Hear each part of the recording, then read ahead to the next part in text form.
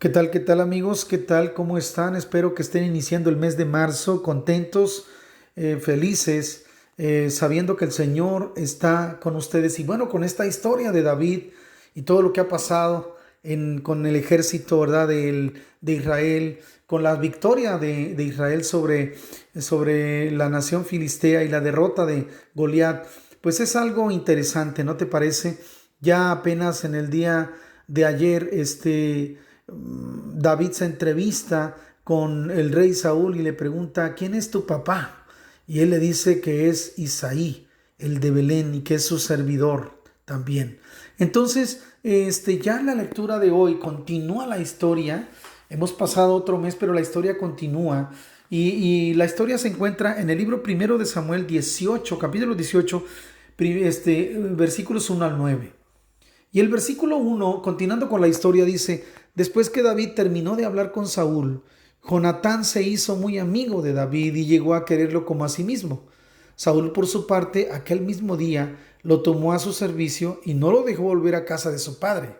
Y Jonatán y David se juraron eterna amistad, porque Jonatán quería a David como a sí mismo.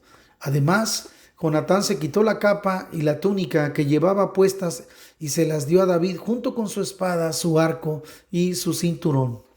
Tanta capacidad demostró David para cumplir con todo lo que Saúl le ordenaba hacer, que Saúl lo puso al mando de hombres de guerra. Esto agradó a todo el ejército y a los oficiales de Saúl.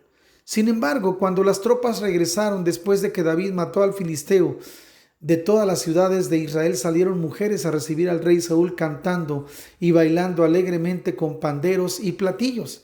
Y mientras cantaban y bailaban, las mujeres repetían: 1000 hombres mató Saúl y 10,000 mató David. Esto le molestó mucho a Saúl y muy enojado dijo: a David le atribuyen la muerte de 10,000 hombres y a mí únicamente la de 1000. Ya solo falta que lo hagan rey. A partir de entonces, Saúl miraba a David con recelo. Fin de la cita bíblica. Y empieza aquí otro episodio en la vida de David no tan sencillo. Recordemos que David ya fue ungido por Samuel, ¿sí? Pero hay mucho todavía por pasar y hay muchas cosas que David tendrá que enfrentar. Primeramente, la lectura de hoy resalta la actitud de Jonatán. ¿Cómo es que Jonatán no ve a David como un rival?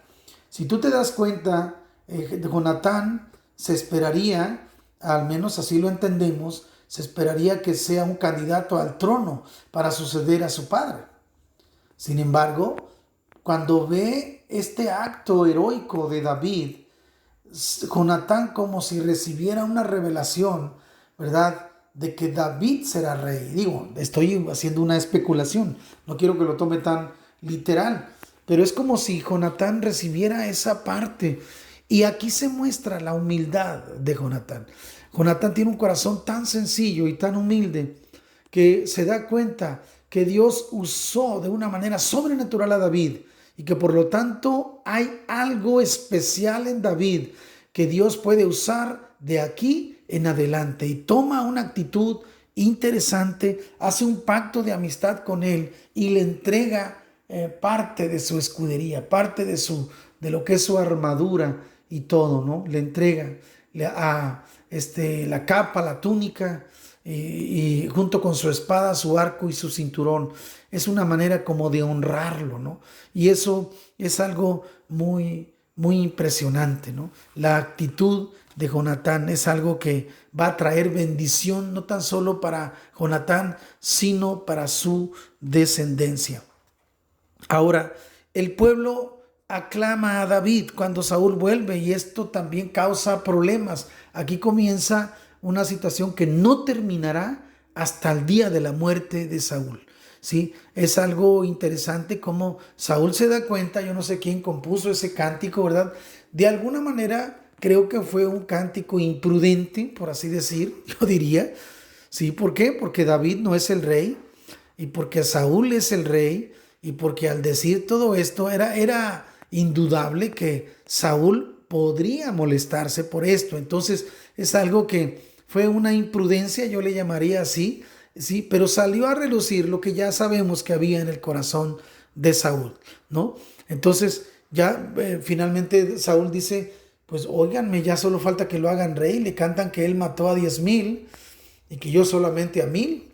Entonces, pues como que ya están exagerando. Dice el verso 9: a partir de entonces Saúl miraba a David con recelo. Entonces estamos hablando aquí ya de otro capítulo en la relación de David con Saúl, ¿sí? Entonces es muy, muy bueno que lo entendamos de esta manera. Dos cosas en el día de hoy estamos aprendiendo. Primeramente, la humildad de Jonatán y la soberbia de su padre, Saúl. Vemos aquí dos cosas, ¿no? Es muy importante ver esto porque, ¿sabes? Como líderes, también aquí nos habla el Señor, debemos tener cuidado de no dejar penetrar la soberbia en nuestro corazón cuando Dios empieza a levantar a un David bajo nuestra autoridad, ¿sí? Es muy importante que lo entendamos. No debemos nosotros entrar en un enfrentamiento, en una actitud de soberbia, de arrogancia, de querer ante todo mostrar que nosotros somos mejores que aquel. Debemos tener mucho cuidado porque el Señor tarde o temprano empieza a levantar personas fuertes para su reino. Ahora, el líder está obligado a visualizar a aquellos que tienen potencial de líderes también y está obligado a prepararlos. De hecho, el líder tiene que levantar líderes, por supuesto. Esa es la parte del liderazgo, ¿no? Entonces es muy importante que nosotros podamos entender esta parte, el contraste, la humildad de Jonatán, el discernimiento que tuvo Jonatán. Jonatán pensó, David tiene algo y David puede ser usado en manos de Dios como, no, es extraordinario, ¿no? Y Saúl no lo vio así. Saúl, aunque sí lo reclutó, pero ya lo vio con otros ojos, ¿no? La humildad de Jonatán contrasta con la soberbia de su padre. Familia, ¿qué aprendimos hoy? Entendamos que necesitamos ser humildes ante todo, ¿sí? Tenemos que ser humildes. Es importante que nosotros abracemos la humildad ante todo, que dejemos que sea el Señor el que nos dé el aplauso, que dejemos que sea el Señor el que nos dé la recompensa que dice Hebreos 11:6. No busques recompensas baratas, no busques recompensas que se consumen con el sol. No, espera en Dios, espera en el Salmo 37, lo dice, que no he visto justo desamparado, ni su simiente que mendigue pan. En toda mi vida así lo dice. Entonces es importante que lo entiendas de esa manera. ¿Está bien? No te preocupes si no han reconocido tu trabajo. Tal vez tú espera en el Señor. Él hará. En su tiempo lo hará. Pero no permitas que tu corazón se llene de soberbia.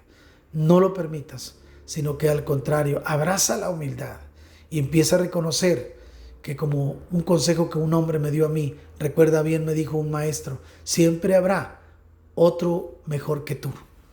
Acuérdate de eso. Y claro, siempre habrá otro mejor que tú. Eso no lo debemos olvidar. Pero nosotros no servimos al ojo, como lo dice Pablo.